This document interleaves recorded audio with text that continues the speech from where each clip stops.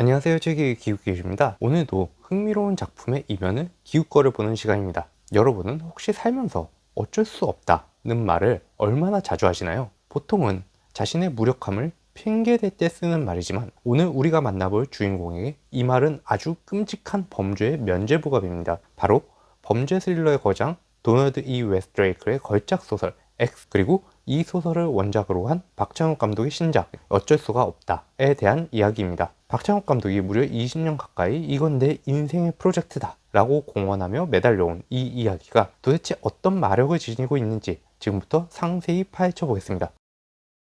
본격적인 이야기의 시작은 원작자로부터 출발해야 합니다. 도널드 E. 웨스트레이크는 장르 문학계에서 아주 독특한 위치를 차지하는 작가입니다. 그는 평생 수십 개의 필명을 사용했는데 그중 가장 유명한 것이 리처드 스타크였죠. 리처드 스타크라는 이름으로는 피도 눈물도 없는 냉혹한 악당 파커 시리즈를 써서 하드보일드의 정점을 찍었고, 본명인 웨스트레이크로는 아주 유머러스하고 재기발랄한 하이스트 무비를 썼습니다. 파커 시리즈는 이미 이전 유튜브에서 소개해드렸듯이 국내에서도 여러 권이 출간되었으며 여러 차례 영화화된 바가 있습니다. 그런데 1997년에 발표한 이 X라는 작품은 그의 이 두 가지 자아가 아주 기묘하게 결합한 커리어의 정점이라고 할 수 있습니다. 차가운 범죄의 논리 위에 자본주의의 비정함을 꼬집는 블랙 유머가 완벽하게 얹혀있기 때문입니다. 그는 이 소설을 통해 단순히 누가 범인인가를 묻는 수준을 넘어 우리 사회의 시스템이 인간을 어떻게 괴물로 만드는가를 아주 날카롭게 해부해 보여줍니다.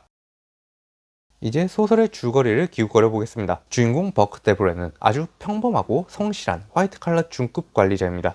제지회사에서 20년 동안 헌신하며 가족을 부양해온 우리 주변에서 흔히 볼 수 있는 평범한 가정이죠. 그런데 구조조정이라는 이름의 거대한 도끼가 그의 삶을 내려칩니다. 하루아침에 실업자가 된 버크는 굉장히 긴 시간을 구직 활동에 매달립니다. 하지만 돌아오는 것은 늘 귀하의 뛰어난 역량에도 불구하고 로 시작하는 차가운 거절의 편지뿐입니다. 여기서 버크는 아주 극단적이고 논리적인 결론에 도달합니다. 내가 취직하지 못하는 이유는 내가 부족해서가 아니라 나만큼 유능한 놈들이 너무 많기 때문이다. 그렇다면 그 놈들을 제거하면 내가 1순위가 되지 않겠는가? 버크는 이 완벽한 논리를 즉시 실행에 옮깁니다. 그는 가짜 신문 구인 광고를 내서 자신과 같은 직급을 원하는 유능한 구직자들의 이력서를 싹 수집합니다. 그리고 그 중에서 자신의 강력한 경쟁자가 될 만한 에이스 6명을 추려냅니다. 경쟁이 될 만한 사람들끼리 하는 거니까요. 이제 그의 일과는 구직 활동이 아니라 이 6명을 한 명씩 찾아가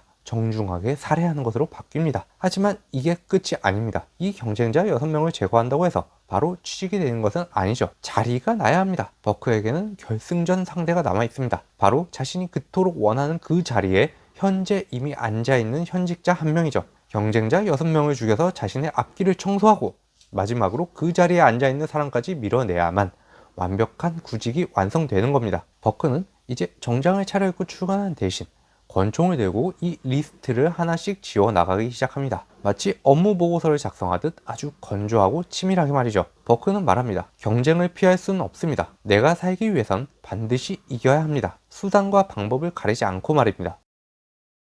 이 소설이 재밌는 것은 주인공이 다른 범죄 소설의 악당들과 같은 특출난 사이코패스가 아니라는 점에 있습니다. 버크는 살인을 저지르면서도 계속 죄책감을 보여줍니다. 경쟁자를 죽이러 가서 그 사람의 이력서가 얼마나 훌륭한지, 그가 얼마나 성실한 가장인지를 확인하며 진심으로 동정하죠. 아, 이 친구 정말 유능한데 내 자리를 위해선 죽어야만 하다니 안타깝네 라고 생각하는 식입니다. 어떤 타겟이 다른 일자리에 재취업해 그를 죽일 필요가 없어지자 굉장히 기뻐하고 다음 타겟도 재취업에 성공하길 바라기까지 합니다. 이런 지점이 독자에게 소름 끼치는 블랙 유머와 함께 기묘한 공감을 불러일으킵니다. 이런 그이기 때문에 독자들은 처음엔 이건 뭔 미친놈이야 싶다가도 그의 범죄 경력이 성장해 나아감에 따라 독자들도 점차 그를 응원하게 되는 묘한 쾌감을 줍니다. 처음에는 어설펐지만 점차 능숙해지는 그의 범행도 뭔가 성장소설을 보는 듯한 재미를 보여주고, 취업에는 운이 별로 안 좋았지만 범행에 있어서는 정말 운이 더럽게 좋은 그의 아이러니한 운을 보는 것도 참 재밌습니다. 범죄 스릴러의 문법으로 봐도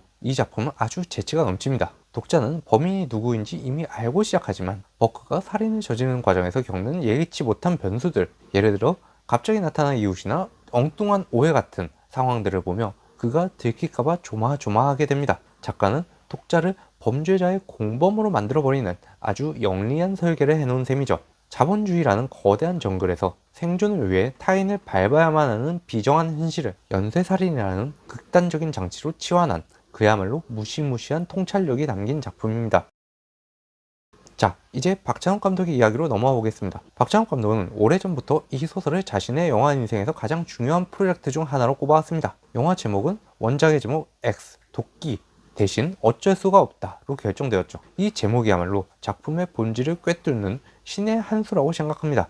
주인공이 살인을 저지르며 스스로에게 그리고 세상에게 내뱉는 가장 비겁하고도 절박한 변명이기 때문입니다. 영화에서 이병헌 배우가 맡은 주인공 만수는 원작의 버크보다 더 처절한 K 가장의 모습을 보여줍니다. 수십 년 동안 한 회사에서 충성했지만 잘린 남자, 그리고 재취업을 위해 경쟁자들을 사냥하는 남자의 고뇌를 이병헌이라는 대배우가 아주 맛깔나게 표현했죠. 또한 손예진 배우가 연기한 아내 역할 역시 남편의 광기를 지켜보며 가정이라는 시스템을 지키려 애쓰는 복합적인 인물로 그려지며 그게 긴장감을 더했습니다. 영화 자체는 전반적으로 원작의 큰 줄기를 잘 따라갑니다. 주인공에게 당하는 인물들에 대한 설정들도 잘 따랐습니다. 부부가 꼭 붙어다니는 집, 가게에서 알바를 하여 일이 끝나는 시간을 노려 범행을 저지르는 씬, 그리고 예상치 못하게 아들이 사고를 치는 씬 등 꽤나 원작의 스토리를 따라가는 데 신경을 많이 쓴 느낌입니다. 하지만 범죄 스릴러라는 원작의 특성을 고려하였을 때 박찬욱 감독은 큰 실망감을 주었습니다. 제가 영화 전문가는 아니기 때문에 다른 면은 잘 모르겠습니다. 하지만 적어도 재미 측면에서는 원작과 비교하면 아주 아쉽습니다. 원작에 비해 재미가 23%로 줄었습니다. 아주 객관적으로 평가했을 때 말입니다. 원작에서는 총 7명을 죽입니다. 하지만 어쩔 수가 없다에서는 3명밖에 안 죽입니다. 7대3, 43%입니다. 아니, 범죄 스릴러 작품에서 범죄를 이렇게 반토막 내면 뭘 보란 겁니까? 재미있는 부분들을 다 빼놓고 재미없는 것들만 잔뜩 넣어놨습니다. 마치 햄버거에서 패티를 빼버리고 당근을 넣은 것 같습니다. 그게 햄버거입니까? 여물이지? 도저히 이해할 수가 없는 선택입니다. 덕분에 재미도 반토막이 나버렸습니다. 거기다가 최악인 점은 범죄 스릴러를 박찬욱 씨의 영화로 만들어 놨다는 겁니다. 스릴러의 시니컬한 코미디를 섞은 건 아주 전형적인 방식입니다. 적절하게 긴장감을 풀어줬다 조여줬다 하면서 독자들을 조율해야 합니다. 하지만 그것이 과도하면 스릴러로서의 재미가 반감됩니다. 영화는 유머도 투머치이면서 과장되기까지 하였으며 거기다가 박찬욱 특유의 우아하면서도 무엇인가 촌스러운 꼬릿꼬릿한 분위기까지 섞이니 스릴러로서의 재미가 확 식어버렸습니다. 갑자기 조용필은 왜 나옵니까 도대체? 건조하고 시니컬한 원작의 스릴을 완전히 뭉개버렸습니다. 거기다가 가족에 대한 이야기와 사회 비판적 모습까지 우겨 넣으려니 영화는 방향을 잃고 휘청거립니다. 아니, 도대체 다른 첼로를 왜 하는 겁니까? 그딴 걸 누가 궁금해합니까?